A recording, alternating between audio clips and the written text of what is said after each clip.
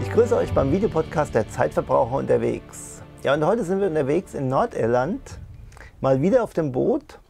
Und wir möchten euch heute einen kleinen Reiseführer mit an die Hand geben, wenn ihr das auch mal machen wollt, was ihr zu beachten habt, was euch erwartet und welche Erfahrungen wir in den letzten Jahren hier gesammelt haben. Also bleibt dran!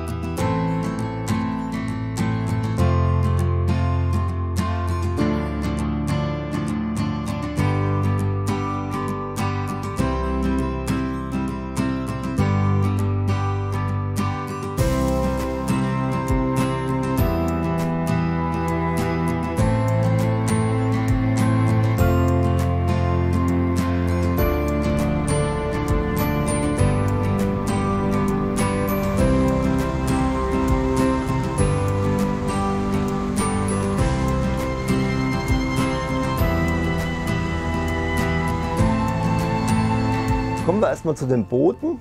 Es gibt hier in Nordirland 3 Anbieter, wo ihr euer Boot mieten könnt. Hier im Nordteil des Lough Erne Engie Weaver Boat Company. Dann ein bisschen weiter südlich ist der Manor House Marina und Carrycraft. Noch ein bisschen weiter südlich hat hier auch noch Boote zu vermieten. Carrycraft hat auch eine Basis noch in der Republik Irland im Shannon. Ja, die Anbieter selbst haben unterschiedlichste Bootstypen, verschiedene Größen, verschiedene Ausstattungen, verschiedene Arten von Booten und da sollte eigentlich für jeden was dabei sein. Wir persönlich bevorzugen mittlerweile Boote, die einen Außensteuerstand haben. Entweder einen Außensteuerstand oder einen Außensteuerstand und noch einen Innensteuerstand. Das kommt darauf an, ob das Verdeck außen komplett abschließbar ist oder nicht. Wenn es nicht abschließbar ist, ist es ganz nett, wenn man einen Innensteuerstand hat, sonst wird man nämlich richtig nass, wenn es mal regnet.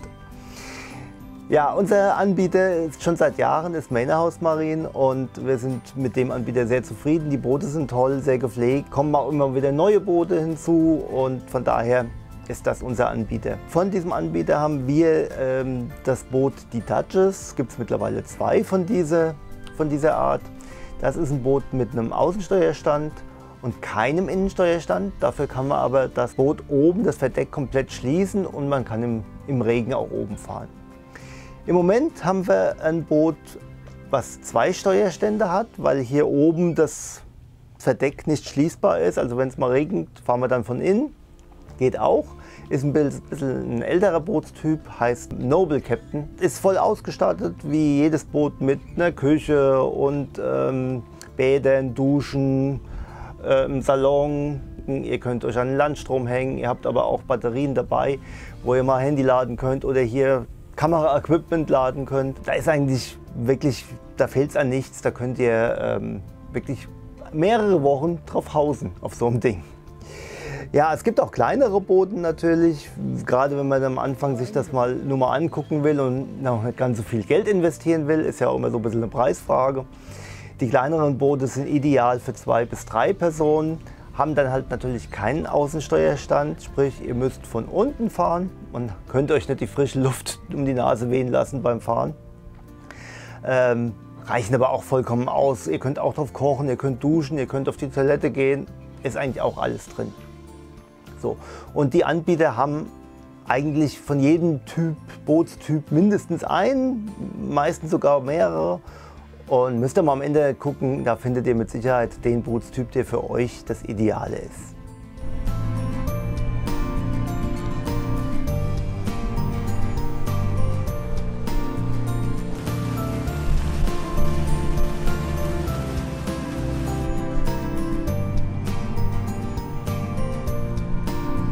Kommen wir erstmal zum Wichtigsten, nämlich dem Fahrgebiet hier in Nordirland. Das besteht zum größten Teil aus dem Lower und Upper Lough Erne, wobei Loch ja für See steht und das ist ein bisschen missverständlich, weil eigentlich ist es kein See, sondern ein Fluss, der irgendwann dann in den Atlantik mündet. Bevor er das aber macht, bildet er diese großen Seen, den Upper und den Lower Lough Erne. Wobei der Lower Loch Erne ein sehr breiter, tiefer See ist, der auch ein bisschen wetter- und windanfällig sein kann. Und der Upper Loch Erne ist eher ein flaches Gewässer mit nicht so breiten Wasserflächen und sehr, sehr vielen Inselchen, an denen ihr auch an manchen anlegen könnt. Verbunden wird dieses Gebiet mit einer kleinen Flusslandschaft, an der auch die größte Stadt hier im Erne liegt, nämlich Enniskillen.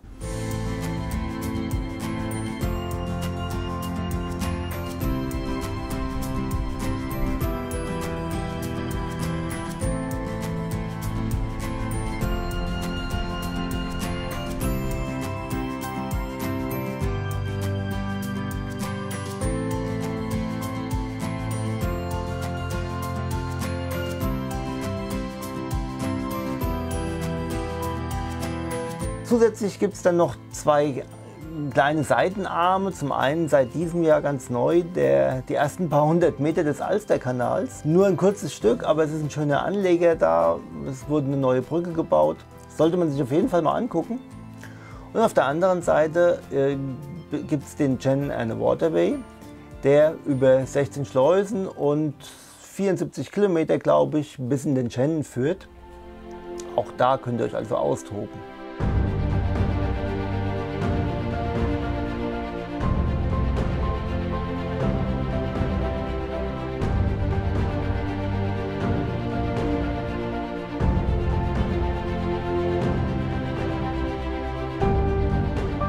Das Castle Sonderson bzw. das Herrenhaus wurde 1840 erbaut von der Familie Sonderson. 1977 haben die es dann an einen Geschäftsmann verkauft, der das als Familiensitz nutzen wollte. Hat, glaube ich, nicht so ganz funktioniert. Es wurde dann zu einem Hotel. Ist 1990 abgebrannt und 1997 ist dann das komplette Gelände an die irischen Pfadfinder verkauft worden. Denen gehört es auch heute noch. Die haben da hinten ein großes neues Gebäude gebaut und einen schönen Zeltplatz für die Pfadfinder.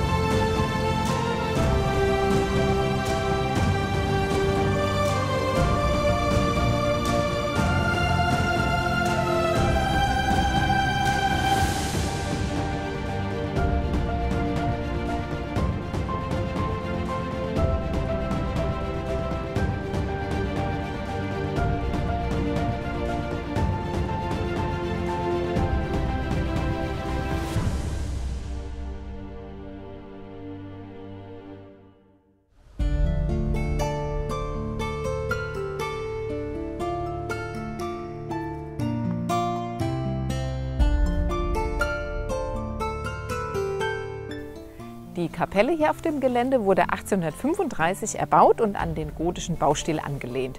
Sie ist nicht abgebrannt, dementsprechend in gutem Zustand. Innen drinnen scheint sie voll eingerichtet zu sein, was man so durch die Fenster sehen kann. Und eine Krypta für die Familie Sonderson gibt es hier auch noch.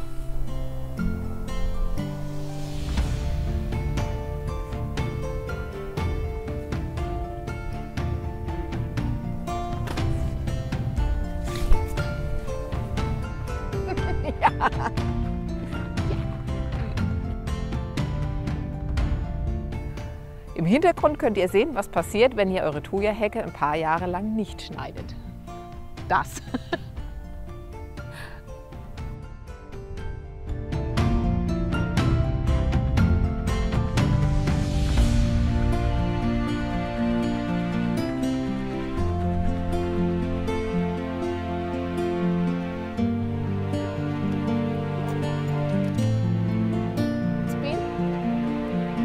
Oh, sorry.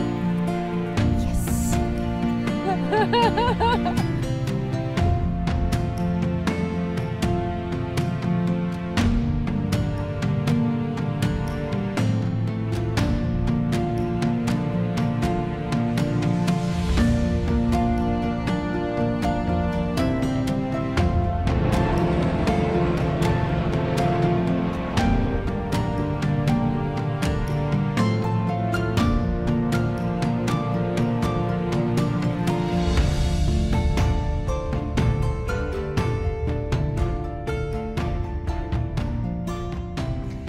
Navigation hier auf den Gewässern in Nordirland ist relativ einfach. Es gibt Marker, die auf der einen Seite rot, auf der anderen Seite weiß sind. Dreimal darfst du raten. An Rot solltest du lieber nicht vorbeifahren, weiß ist immer gut. Ist eigentlich relativ einfach und simpel. Ihr müsst auch keine große Vorplanung machen. Ihr könnt einfach losfahren und am Morgen nach dem Frühstück eigentlich entscheiden, was ihr denn unternehmen wollt. Eine Ausnahme gibt es, wenn man ein bisschen wechselhaftes Wetter hat oder wenn es ja ein bisschen stürmisch oder windig ist, dann sollte man auf jeden Fall die Planung im Lower Loch Earn gewissenhaft machen. Es kann euch nämlich durchaus passieren, dass wenn es eine stabile Nordwestwindlage hat, dass ihr dann irgendwo im Nordwesten vom Lower Loch Earn hängen bleibt und nicht den See überqueren könnt. Also da sollte man ein bisschen aufs Wetter achten und ein bisschen Vorplanung machen. In der Mitte und im Upper Loch Earn braucht ihr das eigentlich nicht. Da kann es euch mal passieren, dass vielleicht mal zu viel oder zu wenig Wasser im See drin ist. Dann muss man halt ein bisschen vorsichtiger sein, ein bisschen weiter in der Mitte der Fahrrinne fahren, wenn es zu wenig Wasser hat. Aber ansonsten braucht ihr da eigentlich nichts großartig vorzuplanen.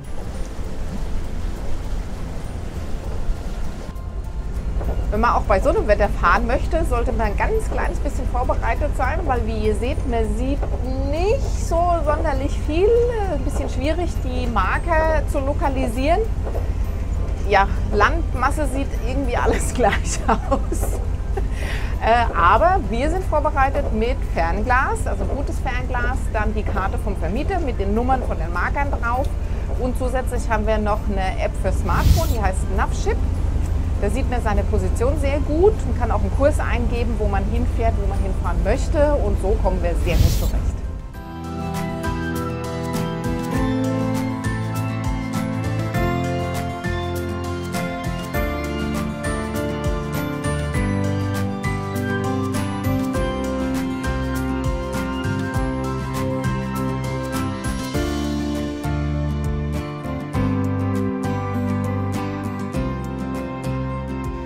Anlegen könnt ihr prinzipiell überall kostenlos an den öffentlichen Anlegern, an den Public Jetties. Das könnt ihr auch in Enniskillen in der Stadt machen. Da gibt es 1, 2, 3, 4, 5, inklusive einem Supermarkt-Jetty, wo ihr eure Vorräte auffüllen könnt. Und ansonsten sind die Anleger hier relativ gut verteilt. Was ihr allerdings bedenken solltet, die Anleger sind meistens in der freien Natur, weiter weg von Dörfern.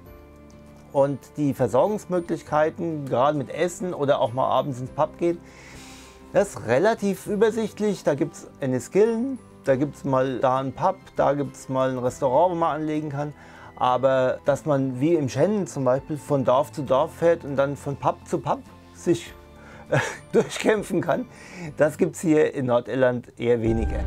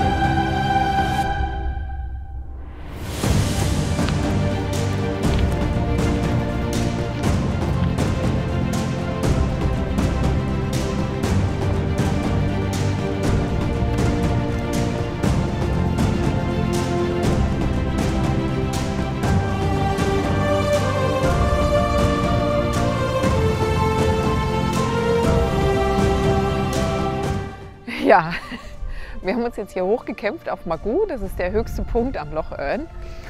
Man läuft ungefähr eine Dreiviertelstunde hier hoch durch dichten Wald, ganz viele Stufen. Wenn man fit ist, geht es vielleicht auch ein bisschen schneller. Ist aber ein ganz guter Ausgleich zu der vielen Sitzerei auf dem Boot.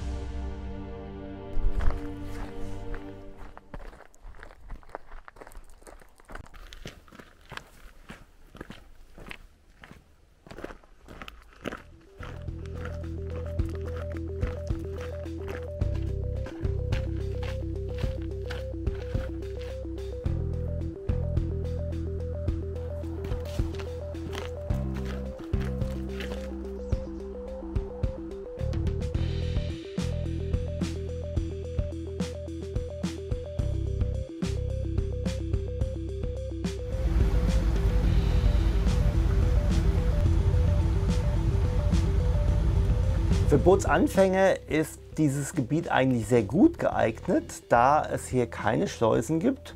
Es sei denn, man entscheidet sich, rüber in den Shannon zu fahren, über den Shannon and Waterway. Es gibt in dem Lough Erne-System nur eine Schleuse, die ist immer offen. Die ist ein bisschen nördlich von Enniskillen. Die wird eigentlich nur zur Wasserregelung genutzt. Wenn mal Hochwasser oder Niedrigstand ist, dann kann es mal sein, dass die geschlossen wird, aber in der Regel geht man davon aus, dass die immer offen ist. Kartenmaterial habt ihr wie in anderen Fahrgebieten hier immer an Bord. Ihr habt eine Karte, die eigentlich ausreichend ist. Die gibt euch alles, wo ihr Wasser nachtanken könnt, wo ihr Diesel nachtanken könnt, wo ihr euren Müll loswerden könnt. Muss man ja auch mal machen. Da seid ihr eigentlich versorgt. Da müsst ihr euch jetzt nicht im Voraus noch irgendwelches andere Kartenmaterial zulegen, wenn ihr das erste Mal macht. Wenn ihr es natürlich schon öfters macht, dann empfiehlt sich so eine Wanderkarte von der Gegend, die gibt es hier. Also ich glaube 1 zu 50.000 ist die. Die bringt euch, wenn ihr ein bisschen laufen wollt, ein bisschen spazieren gehen wollt oder auch mal irgendwo hinwandern wollt, bringt euch die schon einiges, aber für den Anfänger reicht das, was an Bord ist.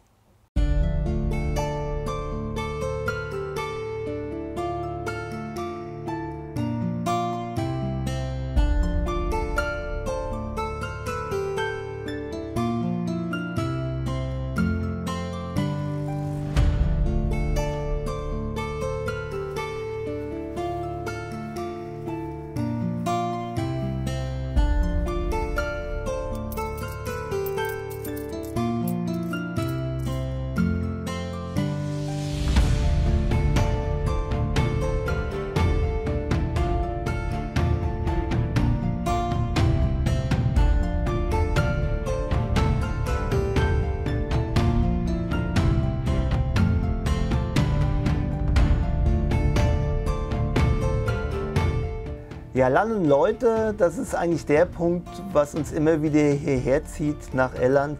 Das ist auch wurscht, ob ihr jetzt nach Nordirland fahrt oder in die Republik. Wir haben da noch keinen Unterschied feststellen können. Die Leute sind sehr, sehr freundlich, sehr redselig, sehr kontaktfreudig. Und es kommt sehr, sehr schnell an einem Jetty oder irgendwo an einem Anleger, in einem Pub, kommt ihr sehr schnell in Kontakt mit den Leuten. Ein bisschen Englisch solltet ihr können. Die Iren sprechen, soweit wir es jetzt festgestellt haben, Englisch, ja.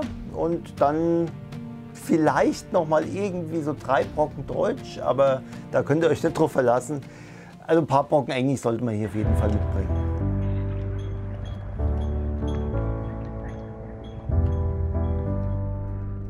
Ganz besonders haben wir uns gefreut, Angela und Mark kennenzulernen. Die beiden leben auf dem Boot und haben uns erzählt, wie es dazu gekommen ist.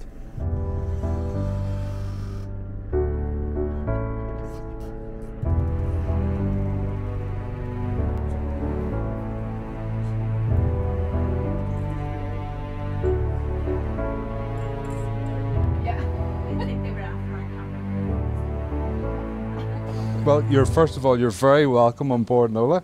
When I was just starting to work, my mum and dad used to hire boats on Lough Erne, Yeah. and I absolutely loved it. And I always, even as a young boy, I always wanted to drive, and it never really left me. Yeah. And when I was working and I had enough money, I bought a little tiny boat with no toilet and no water. And I came down But it for the was a weekend, boat, yeah. and it was a boat. It floated, and I was really happy. Yeah. And as I went along in life, I actually had to sell the boat to start a business. Yeah. But thankfully, the business went really good. So I then bought a bigger boat, and that started my passion for Lough Erne. So I've actually had boats here for 27 years. It's been so much fun, Yeah. and the boats have got bigger as I've gotten older. That does not necessarily mean that I'm any better at driving, Okay. but you know, and when Angela and I met, we both fell in love with the lakes, and we decided that it was our goal, our aim in life, to get to the point where we could actually live on a barge, and our dream came true 3 years ago. We had Nola built in England, and we had it brought across, and the last 3 years have been a really exciting time learning how to live on a boat through the winter time, through coronavirus. So there have been challenges, Yeah. but we have met so many people, beautiful people like yourselves, Thank and we have just Yeah. fallen in love with the lakes all over again, and every day is different. And people say now that I have retired that what do you do every day? Every day there's something to do. It's Yeah. always busy doing things, and it's great fun. We love it. Here's a wishing well, here's a penny for any thought of it that makes you smile. Every diamond dream, everything that brings love and happiness to your life. Here's a rabbit's foot, take it where you go, so you'll always stay safe in your heart. Wear your ruby shoes when you're far away, so you'll always stay close in your heart. You will always have a lucky star that shines because of what you are, even in the deepest time, because your aim is true. If I could only have one wish, then it would be this: love and happiness for you.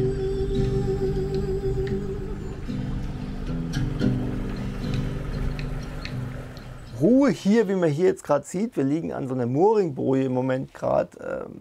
Die findet ihr hier ganz oft. Es sei denn, es ist Wochenende oder Ferien und ihr seid irgendwo an einem Anleger, der in der Nähe vielleicht noch eine Slipanlage hat, wo man Boot rein und rauslassen kann, oder noch besser Jetskis.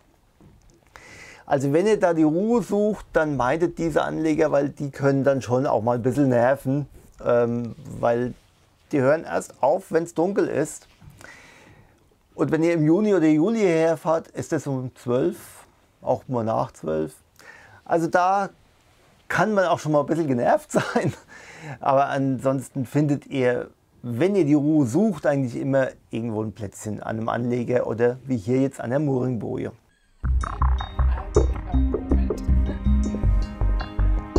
Und wer doch mal ein bisschen schneller übers Wasser düsen will, dem können wir Barry von Earn a Water Taxi empfehlen.